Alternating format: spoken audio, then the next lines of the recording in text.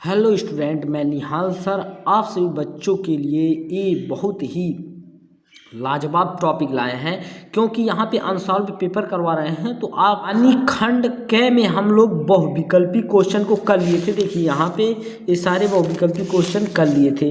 अब हम आप सबके लिए लाए हैं खंड ब। तो इसमें अब देखेंगे थोड़ा सा 2 नंबर वाले क्वेश्चन, और 2 नंबर क्या अगर 4 नंबर में पूछेंगे तब भी ये सब हम सॉल्व करके बताएंगे। ऐसा नहीं है कि कुछ चीज़ें छोड़ देंगे, सारा चीज़ एकदम बढ़िया तरीके से बताएंगे आप सबको, जिससे कि एक बार देखें तो रफ्तार मैथ का ये वादा है कि कोई बच्चा फेल नहीं होगा। ठीक है स्टूडेंट, तो आप सबके लिए यही मेहनत और परिश्रम कर रहे हैं। तो अब आप लोग सबके लिए लाए हैं खंड ब का प्रश्न नंबर क।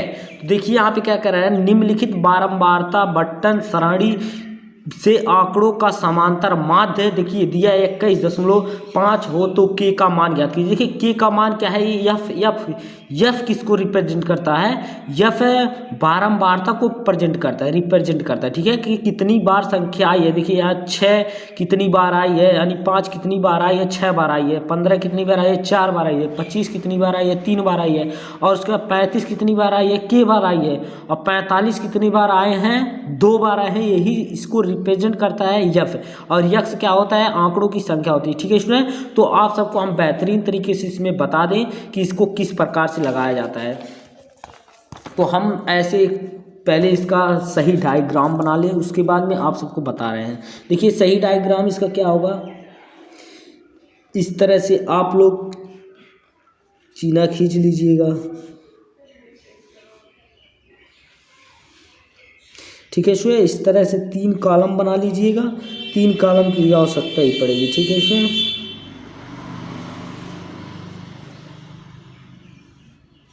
इसमें लिख लीजिएगा यक्स, इसमें यफ, और क्या हो जाएगा ये सिग्मा एफ आई यक्स आई। ये सिग्मा एफ आई यक्स आई, इसको आई कर सकते हैं, इसको एक्स करते हैं। ठीक है, इन्हीं दोनों का गुणा होता है सिग्मा एफ आई। स्टूडेंट देखिए यहाँ पे पहले कॉलम में आप लोग को दिया है, यहाँ पे कितना दिया है स्टूडेंट, देखिए यहाँ पे ध्यान से यक्स का मान कितना दिया है, 5 और 6। तो पहले यक्स का मान हम लोग लिख दे रहे हैं। यक्स का मान पहले दिया है 5, दूसरे नंबर पे है स्टूडेंट 15, तीसरे नंबर पे है 25, चौथे नंबर पे है 35, उसके बाद छठवें नंबर पे है 45। ठीक है स्टूडेंट, उसके बाद में के की वैल्यू हम लिख दे रहे हैं। के एफ की वैल्यू तो कितना है दिया है, पहले नंबर पे 6, दूसरे नंबर पे 4, तीसरे नंबर पे 3, चौथे नंबर पे के और 5वें नंबर पे 2 दिया है। तो अब सिग्मा एफ आई एक्स कैसे याद करें, इन्हीं दोनों का गुणा करवाएंगे तब उनका सिग्मा एफ आई, यानी तो 5 गुना कितना होगा स्टूडेंट, 5 6 कितना होगा स्टूडेंट 30, 15 चौको कितना होगा स्टूडेंट 60, 25 3 कितना होगा स्टूडेंट 75, उसके 35 गुणे के करोगे कितना स्टूडेंट होगा 35 के। उसके बाद में स्टूडेंट 45 गुणे 2 करोगे आप लोग कितना होगा 45 गुणे 90। ठीक है, अब देखिए यहाँ पे सिग्मा लगाने का मतलब क्या है, यहाँ पे देखिए समांतर माध्य का सूत्र पहले देख लीजिए। समांतर माध्य का सूत्र, समांतर माध्य का सूत्र बराबर होता है student sigma f i x i बटे क्या होता है सिग्मा एफ आई। कितना होता है स्टूडेंट सिग्मा एफ आई।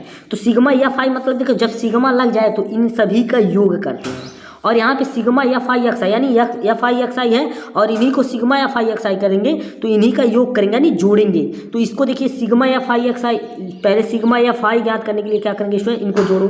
तो 6 और 4 कितना होगा स्टूडेंट 10, 10 3 कितना होगा 13, और इसको प्लस के करेंगे। ठीक है स्टूडेंट, इसी के साथ नहीं कि 13 के कर देंगे। यहाँ पे 13 2 कितना होगा 15, अब 15 प्लस के हो जाएगा कितना हो जाएगा स्टूडेंट 15, और प्लस कितना हो जाएगा स्टूडेंट के। 15 प्लस के किसका मान हो गया, सिग्मा एफ आई का मान हो गया। ठीक है, अब student sigma f i x i, sigma f i x i, यहाँ पे थोड़ा जगह कम है इसलिए यहाँ पे बराबर करके लिख रहे हैं, यानी इन्हीं को जोड़ रहे हैं। देखिए यहाँ 0 0 और 5, अब 5 कितना हो जाएगा स्टूडेंट 5। उसके बाद में 35 को 35 के को अभी नहीं जोड़ेंगे, 35 के अभी इसके साथ जोड़ देंगे। ठीक है स्टूडेंट, 6 3 कितना होगा 9, 9 7 कितना होगा स्टूडेंट 16, 16 9 कितना होगा स्टूडेंट 25, 25 के कितना लिखेंगे 25। ठीक है स्टूडेंट, तो कितना होगा 255, और देखिए यहाँ पे भी 35 के बचा है। ठीक है स्टूडेंट, तो यहाँ पे लिखेंगे प्लस 35 के। ठीक है स्टूडेंट, तो ये सिग्मा एफ आई एक्स आई का मान आ गया। और समांतर माध्य कितना दिया स्टूडेंट, समांतर माध्य देखिए क्वेश्चन में क्या है 21.5, तो हम लोग समांतर माध्य का सूत्र लगा देंगे। तो समांतर माध्य की जगह क्या रखेंगे स्टूडेंट 21.5 बराबर कितना होगा student sigma f i x का मान कितना है। अब देखिए 255 प्लस 35 के बटे कितना, और सिग्मा एफ आई का मान कितना है 15 प्लस के।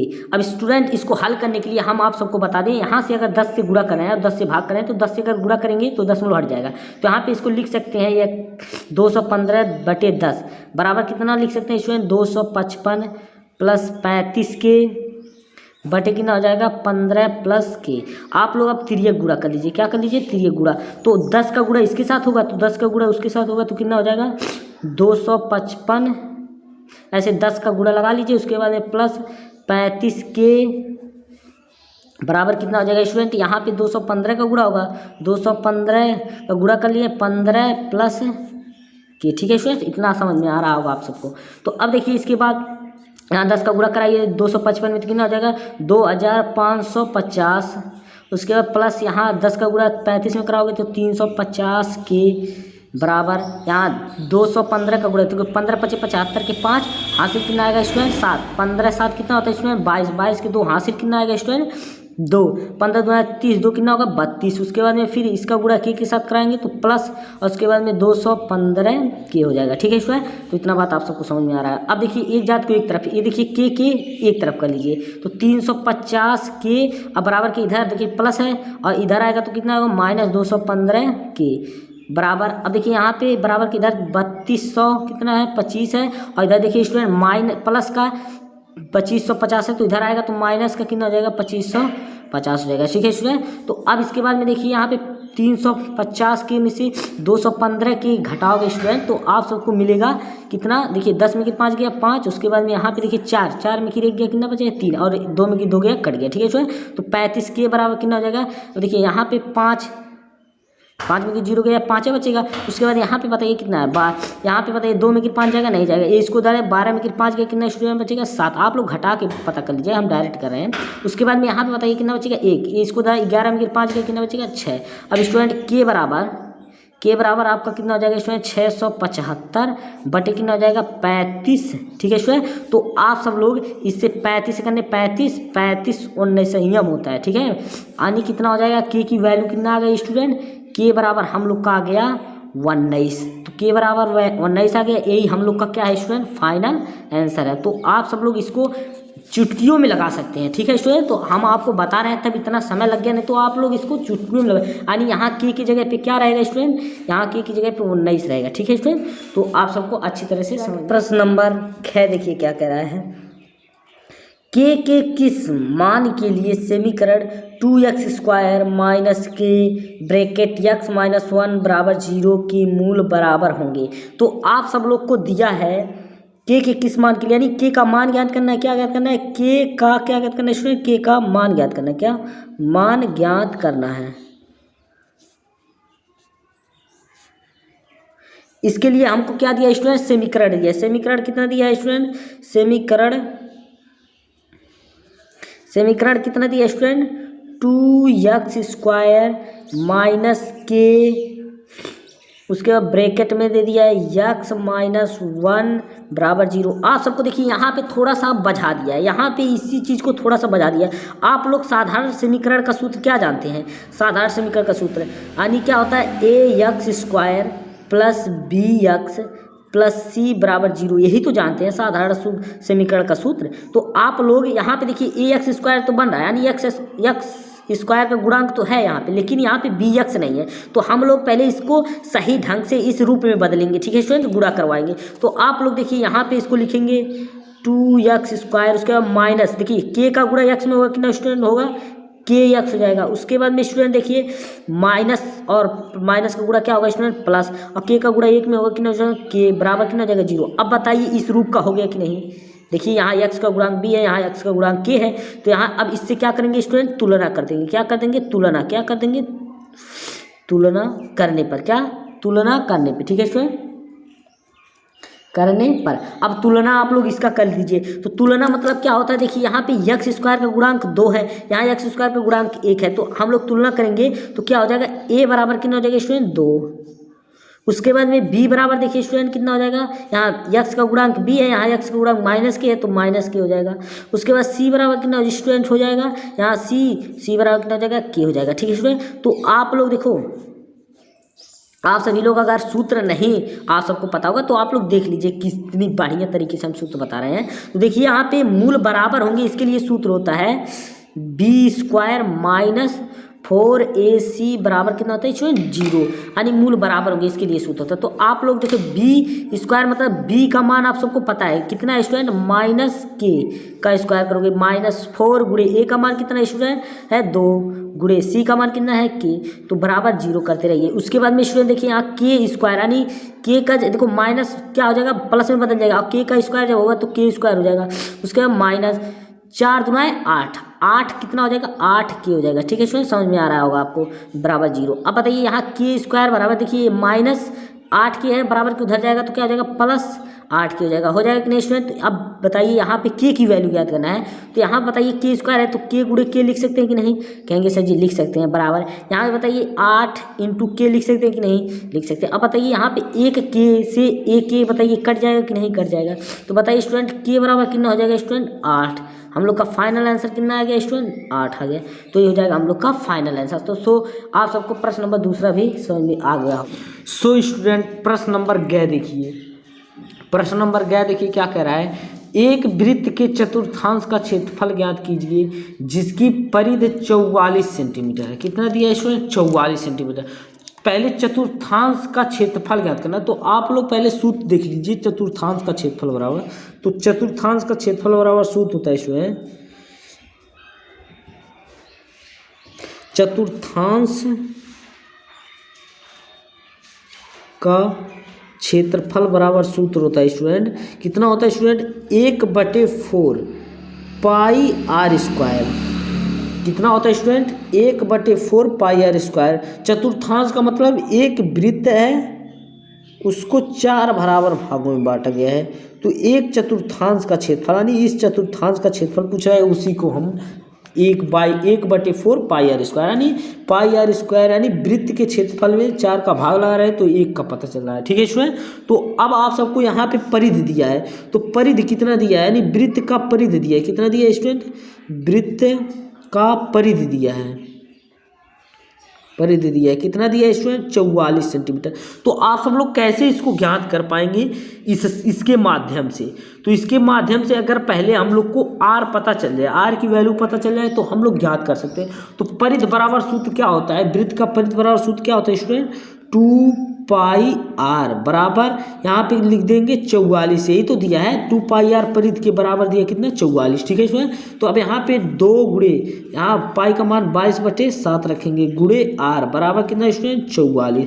अब बताइए r को यहीं पे रहने दो। अब बराबर देखिए, अब यहाँ पे जो चीज़ बटे के नीचे है वो बटे के क्या हो जाएगा ऊपर चला जाएगा, तो 44 गुणे 7 देखिए यहाँ अंश में चलेगा इसके साथ, और यहाँ पे बताइए यहाँ बराबर के इधर बटे के ऊपर है तो ये बटे के नीचे चले जाएंगे, तो 22 से 44 कटेगा। अब तो 22 दूना कितना होगा 44, 2 से इस 2 को काटोगे तो कट जाएगा, तो r बराबर कितना आ गया स्टूडेंट 7।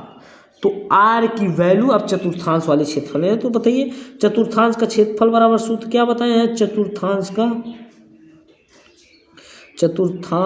का क्षेत्रफल बराबर, अब सूत्र 1/4 पाई का मान कितना स्टूडेंट रखेंगे, पाई का मान रखेंगे 22/7, उसके बाद में गुणे r की वैल्यू यानी r स्क्वायर है, तो r की वैल्यू यानी r स्क्वायर है तो 7 गुणे 7 लिख सकते हैं कि नहीं, स्क्वायर है तो 7 का स्क्वायर कर देंगे। ठीक है स्टूडेंट, अब देखिए 1 7 से 1 7 कट गया, अब देखिए यहाँ 2 दूना 4, 11 दूना कितना होगा स्टूडेंट 22। अब देखिए कितना हम लोग का फाइनल आंसर, देखिए अंश का गुणा अंश में होगा तो इसके बताइए कर सकते हैं, तो 11 गुणे 7 करो कितना होगा स्टूडेंट 77। अब बटे हर का गुणा हर में 1 का गुणा 1 में होगा तो कितना स्टूडेंट 2, तो यही हो जाएगा सेंटीमीटर आंसर, कितना हो जाएगा सेंटीमीटर स्क्वायर आंसर। ठीक है स्टूडेंट, तो मात्रक भी मत भूलिएगा ये सेंटीमीटर स्क्वायर, क्योंकि क्षेत्रफल है, क्षेत्रफल का मात्रक मीटर स्क्वायर यानी कुछ भी के घात स्क्वायर होता है। ठीक है स्टूडेंट, वर्ग होता है। ठीक, तो आप सबको बढ़िया तरीके से प्रश्न भी समझ में आ गया होगा। प्रश्न नंबर देखिए घ, सिद्ध कीजिए कि 5 माइनस √3 एक अपरिमेय संख्या है। हम लोग को क्या सिद्ध करना है स्टूडेंट? प्रश्न नंबर घ। कितना स्टूडेंट? प्रश्न नंबर घ।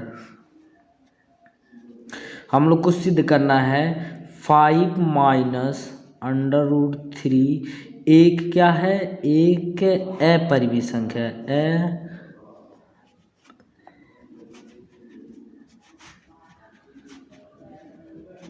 संख्या है। तो आप सबको एकदम बेहतरीन तरीके से यानी शॉर्ट मेथड बताएंगे जो आपको सिद्ध करने में बहुत ही आसानी होगी। ठीक है स्टूडेंट, तो अब देखिए इसको सबसे पहले आप मान लीजिए इसके विपरीत यानी इसको यानी 5 हल लिखिएगा। हल लिखने के बाद क्या स्टूडेंट? 5 माइनस √3 क्या मान लेना? माना, ऐसे लिखना, माना 5 माइनस √3 एक क्या है? एक परिमेय संख्या। क्या स्टूडेंट? परिमेय संख्या है। तो आप सब लोग मान लीजिएगा परिमेय संख्या। अब परिमेय संख्या क्या होता है? परिमेय संख्या क्या होता है स्टूडेंट? बेसिकली परिमेय संख्या जिसे P/Q के रूप में लिखा जा सकता है। क्या होता है? जिसे P/Q के रूप में लिखा जा सकता है। तो आप लोग इसे -5 माइनस √3 बराबर क्या लिख सकते हैं स्टूडेंट? P/Q। अब यहाँ पे देखिए क्या है, यहाँ P एवं Q क्या है स्टूडेंट? पूर्णांक है। क्या है स्टूडेंट? पूर्णांक है। और Q का मान क्या नहीं होना चाहिए? Q का मान कभी 0 नहीं होना चाहिए स्टूडेंट।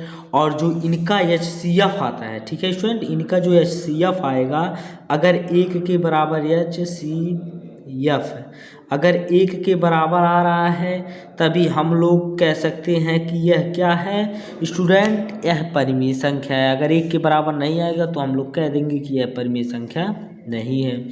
ठीक है स्टूडेंट, तो अब यहाँ पे देखिए इसको, अब यहाँ पे इसको कुछ हल कीजिए इसको, तब उसके बाद में हम कुछ कहेंगे। अब यहाँ पे देखिए यहाँ पे क्या हो जाएगा? यहाँ पे 5 माइनस √3, देखो √3 माइनस में है, बराबर के उधर जाएगा तो प्लस √3 हो जाएगा। तो 5, उसके बाद देखिए प्लस में है, बराबर के इधर आएगा तो -P/Q। अब देखिए माइनस का √3 है, इधर जाएगा तो क्या हो जाएगा? √3 प्लस का हो जाएगा। ठीक है स्टूडेंट, तो अब यहाँ पे इसका LCM ले लीजिए। इसका कितना होगा LCM स्टूडेंट? Q।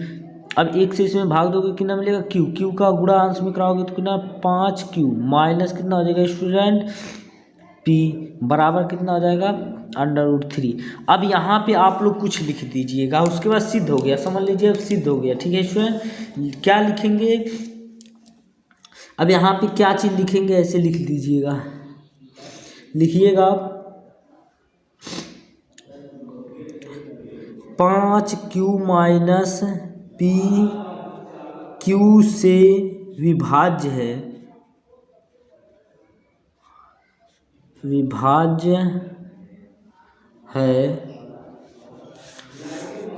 हम जानते हैं, क्या लिखेंगे? हम जानते हैं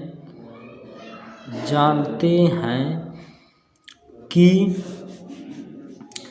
√3 एक अपरिमेय संख्या है। क्या स्टूडेंट?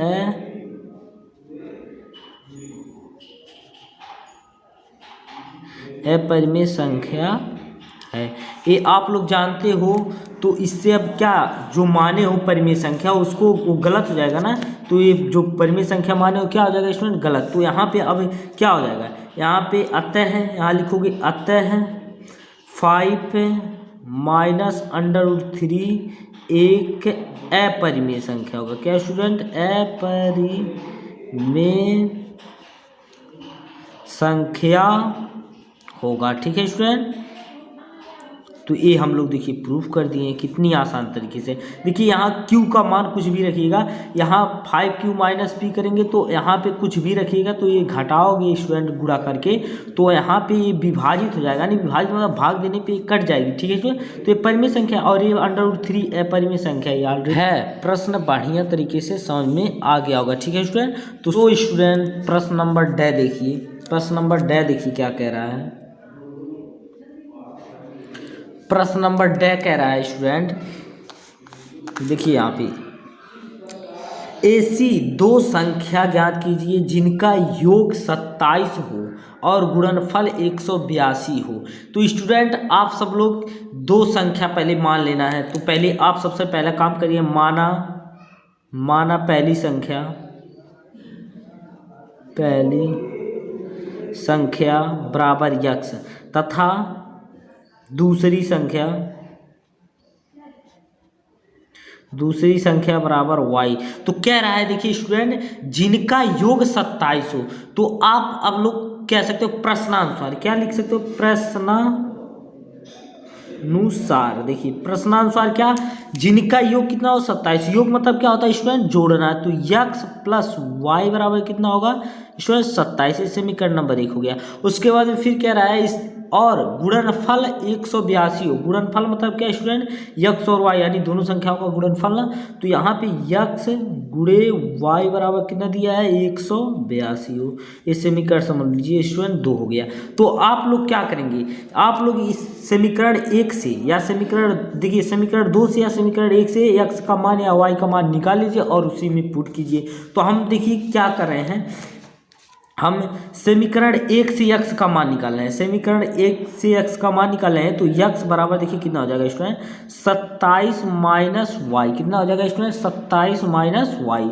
अब यहाँ x का मान कहाँ रख देंगे, समीकरण 2 में। तो लिखेंगे x का मान समीकरण 2 में रखने पर अब स्टूडेंट देखिए, अब समीकरण 2 में हम लोग रख रहे हैं। तो समीकरण 2 क्या है आप लोग कमेंट करके बताइए। समीकरण 2 कितना है स्टूडेंट, यक्स वाई यानी एक्स गुणे वाई बराबर कितना है स्टूडेंट 182। तो यक्स की जगह पे क्या रखेंगे 27 माइनस वाई। तो यहाँ यक्स के स्थान पे क्या रखेंगे स्टूडेंट 27 माइनस वाई और एक गुणे में वाई ऑलरेडी से है पहले से, यह बराबर कितना हो जाएगा स्टूडेंट 182। ठीक है स्टूडेंट। तो आप सब लोग अब क्या करेंगे, इसका गुणा कराएंगे वाई का गुणा 27 में होगा तो कितना होगा 27 वाई हो जाएगा। ये माइनस है तो माइनस वाई का गुणा होगा तो कितना हो जाएगा स्टूडेंट वाई स्क्वायर बराबर कितना हो जाएगा 182। अब देखिए एक जात को एक तरफ। अब देखिए यहाँ वाई स्क्वायर है, सबसे पहले इसको लिखेंगे माइनस वाई स्क्वायर, उसके बाद प्लस 27 वाई। अब इसको बराबर के इधर लाएंगे तो माइनस 182 बराबर 0। स्टूडेंट अब देखिए यहाँ पे किस बार का इस पे स्टूडेंट अब देखिए यहाँ पे इसको किस प्रकार से आप लोग हल करेंगे। तो यहाँ पे बहुत ही सिंपल वे। अब देखिए यहाँ पे पहले माइनस का चिन्ह हटाएंगे तब तो ये वाई स्क्वायर जैसे ये द्विघात समीकरण बन गया। तो इसको पहले एक्स का मान माइनस का हटाएंगे तो यहाँ माइनस चिन्ह का क्या करा देंगे, गुणा करा देंगे। अब देखिए माइनस माइनस क्या हो जाएगा स्टूडेंट प्लस, तो वाई स्क्वायर ये माइनस का गुणा प्लस में होगा क्या होगा माइनस 27 वाई हो जाएगा और माइनस का गुणा माइनस में होगा कितना होगा स्टूडेंट प्लस 182 हो जाएगा बराबर 0। अब 182 का गुणनखंड इसको करो कि जोड़ने पे कितना है स्टूडेंट या घटाने पे 27 है। तो आप सब लोग गुणनखंड करना तो जानते ही होंगे। तो आप लोग 182 का तुरंत फटाफट गुणनखंड कर लीजिए। 2 9 18 1। उसके बाद बताइए स्टूडेंट एक किससे कटेगा, तो कहेंगे सर जी 7 से कटेगा। तो 7 से काटेंगे तो 13 7 कितना होता है स्टूडेंट 91। बताइए 13 किससे कटेगा या स्वयं से कटेगा। तो 13 करने कितना होगा स्टूडेंट 13। तो अब बताइए इसका गुणनखंड कितना 2 7 14 और उसके बाद 13 माइनस 14 माइनस 13 करेंगे तो 27 होगा। तो यहाँ पे क्या लिख देंगे स्टूडेंट, यहाँ पे Y square minus 14 Y minus 13 Y. देखिए माइनस माइनस आपस में जुड़ते हैं और माइनस का चिन्ह लाते हैं तो ये हो गया प्लस कितना हो जाएगा स्टूडेंट 182 बराबर 0। अब स्टूडेंट देखिए यहाँ पे कुछ कॉमन पार्ट लेने वाला है तो आप लोग कुछ कॉमन ले लीजिएगा। ठीक है स्टूडेंट। तो यहाँ पे क्या कॉमन लेंगे, यहाँ पे बताइए, यहाँ इसको अब यहाँ पे लगा रहे हैं तो आप लोग क्या कॉमन लेंगे बताइए। यहाँ पे y कॉमन लीजिए। देखो y दोनों में है तो y माइनस कितना हो जाएगा स्टूडेंट 14। उसके बाद में यहाँ पे कितना कॉमन लेंगे, यहाँ पे माइनस का 13 कॉमन लेना पड़ेगा। तो अंदर कितना बचेगा y माइनस का कितना बचेगा स्टूडेंट 14। उसके बाद में देखिए अब इसको देखिए ये दोनों एक कोष्टक में दोनों समान है तो इसको कॉमन लेंगे तो कितना हो जाएगा स्टूडेंट y माइनस 14 एक ब्रैकेट में और ये बचेगा y इधर बचेगा और माइनस 13 यहाँ बचेगा तो y माइनस 13 एक ब्रैकेट में हो जाएगा बराबर 0 करते आएंगे। ठीक है स्टूडेंट। तो अब एक बार इसका वैल्यू यानी y माइनस 14 बराबर 0 तो y बराबर कितना हो जाएगा स्टूडेंट 14। उसके बाद में फिर एक बार क्या करेंगे y माइनस 13 बराबर 0 तो y बराबर कितना हो जाएगा स्टूडेंट 13। तो आप सबका फाइनल आंसर आएगा x और y का वैल्यू कितना आएगा स्टूडेंट 13 और 14 आएगा, यही फाइनल आंसर हो जाएगा। ठीक है, अब यहाँ y का मान रखेंगे तो वही बात प्राप्त होगा। ठीक है स्टूडेंट, तो आप सबको एक बेहतरीन तरीके से समझ में आ गया होगा एक प्रश्न। सो स्टूडेंट प्रश्न नंबर 6 देखिए, प्रश्न नंबर 6। अब देखिए प्रश्न नंबर 6 क्या कह रहा है। प्रश्न नंबर 6 क्या कह रहा है, उस बिंदु के निर्देशांक ज्ञात कीजिए जो बिंदुओं, अब बिंदुओं देखिए स्टूडेंट यहाँ पे 2 बिंदु लेंगे। पहले ये बिंदुओं कह रहा है तो पहले 2 बिंदु ले लीजिए। ये एक बिंदु हो गया, एक 2 बिंदु हो गया। ठीक है, दूसरा बिंदु हो गया। अब यहाँ पे कह रहा है बिंदुओं -1,7 तो -1,7। उसके बाद में क्या कह रहा है स्टूडेंट, दूसरा बिंदु क्या कह रहा है 4,-3। तो आप लोग यहाँ बिंदु ए और बी मान लीजिए को मिलाने वाली रेखाखंड को 2:3 के अनुपात में विभाजित कर रहा है। 2:3 का मतलब क्या है, इसी को काट रहा है। ठीक है, विभाजित कर रहा है। तो यहाँ मान लीजिए यहाँ पे इसका 2 हिस्सा, ये 2:3, यहाँ 2 हो गया, ये 3 हो गया। ठीक है, तो आप लोग यहाँ पे कुछ जान लीजिए, यहाँ पे कुछ चीज़ें। यहाँ देखिए ये m1 का मान दिया था, m1 अनुपाती m2 होता है, तो m1 m2 का मान दिया है स्टूडेंट। यहाँ पे x1 y1, ये कितना होगा x2 y2। ठीक है स्टूडेंट, तो अब हम इसके थ्रू अब हम इस सवाल को क्वेश्चन को हल करेंगे। तो आप सब लोग पढ़े होंगे m1 m2 का सूत्र। ठीक है स्टूडेंट, अंतः विभाजन का सूत्र लगाएंगे। क्या चीज़, अंतः विभाजन का सूत्र। तो आप सबको अच्छी तरह से पता ही होगा अंतः विभाजन का सूत्र।